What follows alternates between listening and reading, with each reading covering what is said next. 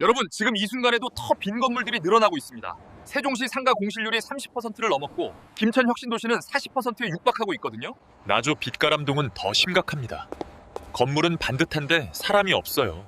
불 꺼진 상가가 줄지어 서 있습니다. 보통 사람들은 이렇게 생각합니다. 부동산 경기가 안 좋아서 그런 거 아니냐고요.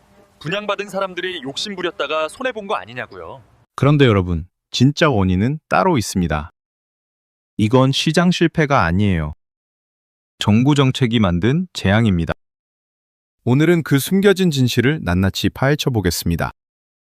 자, 먼저 충격적인 데이터부터 보시죠. 전국 주요 신도시와 혁신도시의 공실률입니다. 분당이 8.4%예요. 분당은 그나마 성공한 신도시로 꼽히는데도 이 정도입니다. 나주는 5.5%에서 4.5% 사이를 오가고 있어요. 김천은 4.9%에서 5.5%입니다. 판교는 4.5%에서 3.5%죠. 세종은 2.5%로 보이지만 이건 평균일 뿐이에요. 어떤 구역은 30%가 넘습니다. 이게 무슨 의미냐면 전국 곳곳에서 동시다발적으로 공실 문제가 터지고 있다는 겁니다. 이건 우연이 아니에요. 같은 정책, 같은 방식으로 도시를 만들었으니 같은 문제가 생긴 거죠. 정부는 이걸 개별 도시의 문제라고 말하지만 실제로는 시스템 전체의 실패입니다. 자, 이야기를 시작하기 전에 한 가지만 물어볼게요. 도시는 누가 만드는 걸까요? 사람일까요? 정부일까요? 정답은 둘 다 맞습니다. 그런데 문제는 순서예요. 사람이 먼저 모이고 도시가 생기는 게 정상인데 우리는 반대로 했거든요. 도시를 먼저 만들고 사람을 끌어모으려고 했습니다. 그게 바로 공실대란의 시작이었어요. 2005년쯤부터 정부는 균형발전이라는 이름으로 신도시를 마구 찍어냈습니다. 세종, 혁신도시, 기업도시까지 전국 곳곳에 새 도시가 들어섰어요. 계획은 그럴듯했습니다. 공공기관을 지방으로 보내면 직원들이 따라가고 그 가족들이 정착하면서 상권이 생기고 자연스럽게 도시가 살아날 거라고 믿었거든요. 그런데 현실은 완전히 달랐습니다. 먼저 공공기관 이전부터 문제였어요. 직원들 대부분이 단신 부임을 택했습니다. 가족은 서울에 두고 혼자 내려간 거죠. 평일엔 일하고 주말엔 올라갑니다. 이게 뭘 의미하냐면 소비가 반쪽밖에 안 일어난다는 겁니다. 점심 장사는 되는데 저녁 장사는 안 돼요. 주말엔 거리가 텅 비어버립니다. 정부는 이런 상황을 예상했어야 했어요. 그런데 예상하지 못했습니다. 아니, 알면서도 무시했을 가능성이 큽니다. 왜냐하면 도시 계획 자체가 사람 중심이 아니라 분양 중심으로 짜여 있었거든요. 쉽게 말해서 필요한 만큼 짓는 게 아니라 팔 수 있는 만큼 지은 겁니다. 예를 들어 볼까요? 세종시 어진동 상가 분양 당시 광고를 보면 이런 문구가 있었습니다. 공공기관 직원 10,000명이 출근하는 프리미엄 입지라고요. 그럼 10,000명이 출근하면 상가가 몇 개나 필요할까요? 계산해보면 대략 100개에서 150개 정도면 충분합니다. 그런데 실제로는 500개가 넘게 분양됐어요. 이게 말이 됩니까? 정부는 알고 있었을 겁니다. 공급 과잉이라는 거예요. 그런데도 분양을 승인했어요. 왜일까요? 두 가지 이유가 있습니다. 하나는 세수 확보예요. 분양이 많이 되면 취득세랑 등록세가 들어옵니다. 또 하나는 개발 실적이에요. 건물 많이 짓고 분양 잘 되면 공무원 실적으로 잡히거든요. 그 뒤에 공실이 생기든 말든 그건 나중 문제라고 생각한 겁니다. 여기서 더 무서운 건 분양가 책정 방식이었습니다. 정부는 분양가 상한제를 적용했어요. 가격을 규제해서 서민들이 싸게 살 수 있게 하겠다는 취지였죠. 그런데 이게 역효과를 냈습니다. 분양가 상한제가 적용되니까 시행사들이 오히려 최대한 높게 책정한 거예요. 어차피 상한선까지는 받을 수 있으니까요. 결과적으로 세종시 상가 분양가는 평당 1,000만 원을 넘었습니다. 이건 강남 상권 수준이에요. 강남도 아닌 신도시에서 이 가격을 어떻게 감당합니까? 상가 주인들은 대출을 받아서 샀어요. 억 단위 대출이죠. 그럼 매달 이자만 수백만 원씩 나갑니다. 이걸 임대료로 회수하려면 최소 200만 원에서 300만 원은 받아야 해요. 그런데 그 가격에 누가 들어옵니까? 여기서 우리가 알아야 할 개념이 하나 있습니다. 바로 분양가격 경직성이에요. 쉽게 말하면 한번 높게 책정된 가격은 쉽게 내려가지 않는다는 겁니다. 왜 그럴까요? 손실 회피 심리 때문입니다. 7억 원에 분양받은 상가를 가진 사람은 임대료를 쉽게 내릴 수 없어요. 임대료를 낮추는 순간 자신의 선택이 실패였다는 걸 인정해야 하거든요. 그래서 이런 일이 벌어집니다. 상가 주인들은 차라리 비어있는 상태를 선택합니다. 한 달에 100만 원 받는 것보다 공실로 두는 게 심리적으로 더 편한 거예요. 왜냐하면 공실은 아직 실패가 아니니까요. 언젠가 좋은 세입자가 올 거라는 희망을 유지할 수 있죠. 이게 바로 분양 가격 경직성이 만든 함정입니다. 가격은 내려가지 않고 공실만 늘어나는 악순환이 시작되는 거예요. 자, 이제 상황이 보이시나요? 정부가 과잉 공급을 방치하고 분양가는 터무니없이 높게 책정되고 실제 수요는 예상의 절반도 안 되는 구조였던 겁니다. 이러니까 공실이 생기는 게 당연하죠. 그런데 정부는 이걸 시장 탓으로 돌렸어요. 초기 수요가 문제다. 무리하게 투자한 개인들 책임이다. 이런 식으로요. 진짜 책임은 누가 져야 할까요? 정책을 만든 사람들입니다. 국토부 공무원들, 도시공사 관계자들, 지자체 담당자들이에요. 이 사람들은 지금 뭐 하고 있을까요? 승진하거나 다른 부서로 옮겨갔습니다. 공실 문제는 남아있는데 책임지는 사람은 아무도 없어요. 이게 우리나라 정부 정책의 가장 큰 문제입니다. 더 구체적으로 들어가 보겠습니다. 김천 혁신도시 사례를 볼까요? 이곳엔 한국도로공사를 비롯해서 여러 공공기관이 들어왔어요.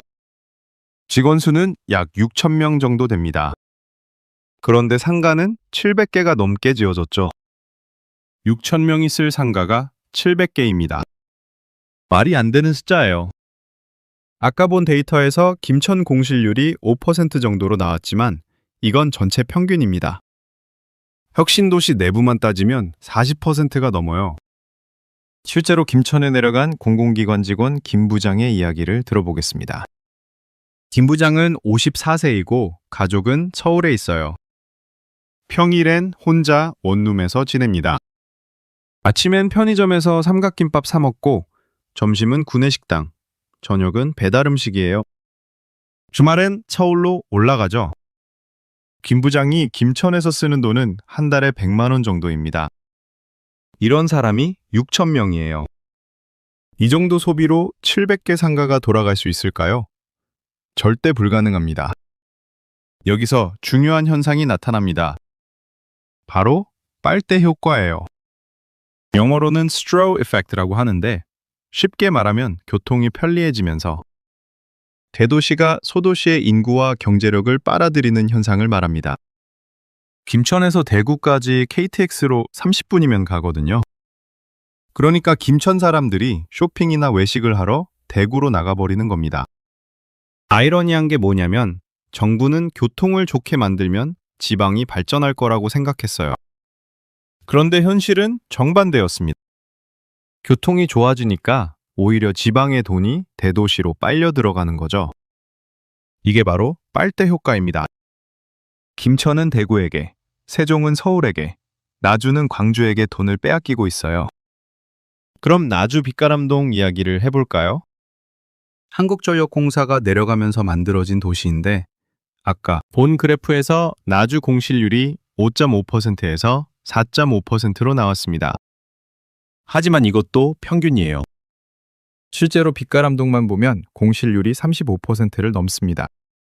전력공사 직원 약 3,000명을 위해 상가가 400개 넘게 지어졌거든요. 역시 과잉 공급이죠. 나주에는 더 독특한 문제가 있습니다. 바로 공동화 현상이에요. 영어로는 도넛 이펙트라고 하는데 도심의 업무지구는 평일 낮에 번성하지만 밤이나 주말에는 인구가 빠져나가서 텅 비는 현상을 말합니다. 나주가 딱 이렇습니다. 평일 점심시간엔 식당이 만석이에요. 그런데 오후 6시만 되면 거리가 조용해집니다. 주말엔 아예 유령 도시가 돼요. 왜 이런 일이 벌어질까요? 나주에 내려간 직원들도 대부분 단신 부임이거든요. 평일엔 일하고 저녁엔 숙소로 들어가고 주말엔 본가로 올라갑니다. 그러니까 도시가 하루 중 몇 시간만 살아있고 나머지 시간엔 죽어있는 거예요. 이게 공동화 현상입니다. 도넛의 가운데가 텅 비어있는 것처럼 도시의 중심이 비어버린 거죠. 더 심각한 건 혁신도시의 섬 현상입니다. 김천이든 나주든 기존 시가지와 멀리 떨어져서 조성됐어요. 왜 그렇게 했을까요? 땅값이 싸니까요. 기존 도심에 붙여서 만들면 땅값이 비싸고 보상도 복잡합니다. 그래서 외곽 허허 벌판에 새로 짓는 거예요. 그런데 이게 문제가 됩니다. 기존 도시와 시너지를 못 내는 거죠. 김천 혁신도시는 김천 시내와 8km나 떨어져 있어요. 차로 15분 거리입니다. 그러니까 혁신도시 사람들이 김천 시내로 안 나가요. 반대로 김천 시내 사람들도 혁신도시로 안 갑니다. 완전히 고립된 섬처럼 떨어져 있는 겁니다. 이런 지리적 고립성 때문에 혁신도시 안에서 모든 게 자급자족돼야 하는데 인구가 부족하니까 불가능합니다. 결국 상권은 형성되지 않고 공실만 늘어나죠. 정부는 새로운 도시를 만들면 자동으로 번성할 거라고 생각했어요. 그런데 도시는 그렇게 만들어지는 게 아니거든요. 기존 도시와 연결돼야 하고 사람들이 자연스럽게 오가야 하고 그 과정에서 상권이 형성되는 겁니다. 판교 사례도 흥미롭습니다. 아까 그래프에서 판교 공실률이 4.5%에서 3.5%로 나왔는데 이건 전국 신도시 중에서 가장 낮은 수준이에요. 왜 판교는 상대적으로 성공했을까요? 답은 간단합니다. 강남과 붙어 있거든요. 빨대 효과를 역으로 이용한 겁니다. 강남에 넘치는 소비력이 판교로 흘러들어와요. 그리고 판교 자체가 IT 산업 중심지가 되면서 고소득 직장인들이 모였죠. 이게 바로 성공적인 신도시의 조건입니다. 기존 대도시와 가깝고 독자적인 산업 기반이 있어야 해요. 반면 분당은 어떨까요? 그래프에서 8.4%로 나왔습니다. 분당은 구축 아파트가 많아서 재건축 수요는 높지만 상가 공실률은 여전히 문제예요. 왜냐하면 사람들이 강남으로 쇼핑하러 나가버리거든요. 분당 자체의 상권보다 강남이 더 매력적이니까요. 정부는 이런 현실을 몰랐을까요? 아니면 알면서도 무시했을까요? 둘 다일 겁니다. 처음엔 몰랐고 나중엔 알게 됐는데도 계획을 바꾸지 않았어요. 왜냐하면 이미 예산이 투입됐고 사업이 진행 중이었으니까요. 공무원 사회에선 한 번 시작한 사업을 멈추는 게 거의 불가능합니다. 그게 실패를 인정하는 거니까요. 그럼 정부는 어떤 대책을 내놓았을까요? 공실 문제가 심각해지니까 임대료 보조금을 지급하기 시작했어요. 상가 주인한테 돈을 주는 게 아니라 입점한 상인한테 임대료 일부를 지원해 주는 겁니다. 한 달에 50만 원에서 100만 원 정도요. 이게 해결책일까요? 전혀 아닙니다. 근본 원인인 과잉 공급, 빨대 효과, 공동화 현상, 섬 현상을 해결하는 게 아니라 증상만 잠깐 완화시키는 거예요. 더군다나 이 보조금은 세금입니다. 결국 국민 돈으로 정부 실패를 덮으려는 거죠. 이런 식으로 가면 공실 문제는 절대 해결되지 않습니다. 이제 구조적 문제를 정리해 볼까요? 첫째, 수요 예측 실패입니다. 정부는 공공기관 직원들이 가족과 함께 정착할 거라고 봤어요. 하지만 현실은 단신 부임이 대부분이었죠. 둘째, 과잉 공급입니다. 실제 필요량보다 두세 배 많은 상가를 지었어요. 셋째, 분양가 경직성입니다.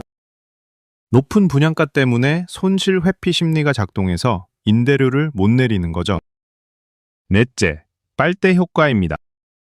교통이 좋아지면서 오히려 대도시로 돈이 빨려 들어가고 있어요. 다섯째, 공동화 현상입니다. 낮엔 붐비지만 밤과 주말엔 텅 비는 도시가 됐죠. 여섯째, 섬 현상입니다. 기존 도시와 떨어져 있어서 시너지를 못 내고 있어요. 일곱째, 책임회피입니다. 문제가 생겨도 담당자들은 이미 자리를 옮긴 뒤에요. 이 일곱 가지가 맞물리면서 공실 대란이 만들어진 겁니다. 그리고 이건 끝이 아닙니다. 지금도 전국 곳곳에서 비슷한 프로젝트가 진행 중이거든요. 부산 에코델타시티, 광주 첨단지구 같은 곳들도 똑같은 방식으로 개발되고 있어요. 몇 년 뒤엔 이곳들도 공실로 몸살을 앓을 가능성이 큽니다. 그럼 정부는 왜 이렇게 반복되는 실수를 할까요? 답은 간단합니다. 배우지 않으니까요. 실패에서 교훈을 얻는 시스템이 없어요. 담당자는 바뀌고 부서는 개편되고 책임은 희석됩니다. 그러니까 같은 실수가 반복되는 거죠. 여기서 중요한 건 이겁니다. 이 문제는 단순히 공실률 몇 %의 문제가 아니에요. 국민 세금이 수천억 원씩 낭비되고 있고 선의의 피해자들이 생기고 있으며 무엇보다 국가 신뢰가 무너지고 있다는 겁니다. 정부를 믿고 투자했다가 손해본 사람들은 다시는 정부를 믿지 않을 거예요. 실제로 세종시에서 상가를 분양받은 박 사장 이야기를 들어보겠습니다. 박 사장은 57세이고 평생 모은 돈 3억 원을 투자했어요. 은행 대출 4억 원을 더해서 7억 원짜리 상가를 샀죠. 정부가 만드는 도시니까 믿을 수 있다고 생각했대요. 그래프에서 세종 공실률이 2.5%로 낮게 나왔지만 박 사장의 상가가 있는 구역은 30%가 넘어요. 지금 이 상가는 5년째 비어 있습니다. 매달 이자만 200만 원씩 나가고 있어요. 박 사장은 노후 자금을 모두 잃었습니다. 이게 한두 명 이야기가 아니에요. 혁신도시 전체를 봐도 수천 명이 비슷한 상황입니다. 이 사람들은 투기꾼이 아니었어요. 정부 정책을 믿고 투자한 선의의 피해자들이죠. 그런데 정부는 이들을 구제하지 않습니다. 시장 원리에 맡겨야 한다는 이유에서요. 그럼 처음부터 왜 과잉 공급을 승인했습니까? 이건 명백한 이중잣대예요. 자, 그럼 이제 어떻게 해야 할까요? 먼저 개인 차원에서 말씀드리겠습니다. 여러분이 만약 상가나 오피스텔 투자를 고려 중이라면 지금 당장 멈추세요. 특히 신도시나 혁신도시 같은 곳은 절대 피해야 합니다. 아까 본 그래프를 기억하세요. 분당 8.4%, 나주 5.5%, 김천 5.5%. 이게 현실입니다. 빨대 효과 때문에 대도시로 돈이 빨려나가고 공동화 현상 때문에 밤낮 격차가 크고 섬 현상 때문에 고립된 곳들이거든요. 이미 공실률이 높은 곳은 더 악화될 가능성이 큽니다. 그럼 어디에 투자해야 할까요? 답은 기존 도심이에요. 한교가 왜 3.5%로 상대적으로 낮을까요? 강남과 붙어 있어서예요. 사람이 인이 모여 있는 곳, 상권이 형성된 곳, 대도시와 가까운 곳입니다. 신도시의 미래 가치보다 구도심의 현재 가치가 훨씬 안전합니다. 지금은 확장의 시대가 아니라 수축의 시대거든요. 만약 이미 신도시 상가를 보유하고 계신 분이라면 손실을 인정하고 빨리 정리하는 게 나을 수도 있어요. 분양가격 경직성 때문에 버티고 계시겠지만 버티면 회복될 거라는 기대는 버리셔야 합니다. 공실률이 30%를 넘으면 회복이 거의 불가능해요. 시간이 지날수록 손실만 커집니다. 차라리 지금이라도 팔아서 다른 곳에 재투자하는 게 현명할 수 있습니다. 임차인 입장에서도 조심해야 해요. 공실률 높은 상권에서 장사 시작하면 10중 8구 망합니다. 아무리 임대료가 싸도 손님이 없으면 소용없거든요. 공동화 현상이 심한 곳은 점심에만 손님이 오고 저녁엔 텅 비어요. 이런 곳에서 카페나 술집 차리면 어떻게 됩니까? 바로 망합니다. 임대료 100만 원 내고 매출 200만 원 나오는 것보다 임대료 300만 원 내고 매출 1000만 원 나오는 게 훨씬 낫습니다. 임대료만 보지 말고 유동인구를 봐야 해요. 정부 차원에서는 어떻게 해야 할까요? 가장 시급한 건 과잉 공급 중단입니다. 더 이상 새로운 신도시를 만들면 안 돼요. 지금 있는 것도 제대로 관리 못하는데 또 만들면 어쩌자는 겁니까? 둘째는 용도 전환입니다. 공실 상가를 주거나 복지시설로 바꿔야 해요. 상가로는 절대 회색 못합니다. 셋째는 기존 도시와 연결입니다. 섬 현상을 해소하려면 혁신도시와 기존 시가지를 연결하는 교통망을 강화해야 해요. 넷째는 빨대 효과 차단입니다. 지역 소비를 지역에 남게 하는 정책이 필요합니다. 다섯째는 책임 추궁입니다. 잘못된 정책을 만든 사람들을 찾아서 책임을 물어야 해요. 그래야 다음에 조심하죠. 하지만 솔직히 말하면 정부가 이런 대책을 내놓을 가능성은 낮습니다. 왜냐하면 그건 자기 잘못을 인정하는 거니까요. 정부는 절대 잘못을 인정하지 않습니다. 대신 문제를 덮으려고 하죠. 보조금 주고 규제 완화하고 시간이 해결해 줄 거라고 기대합니다. 그런데 시간은 해결사가 아니에요. 오히려 문제를 키울 뿐입니다. 지금 이 순간에도 전국 곳곳에서 공실이 늘어나고 있습니다.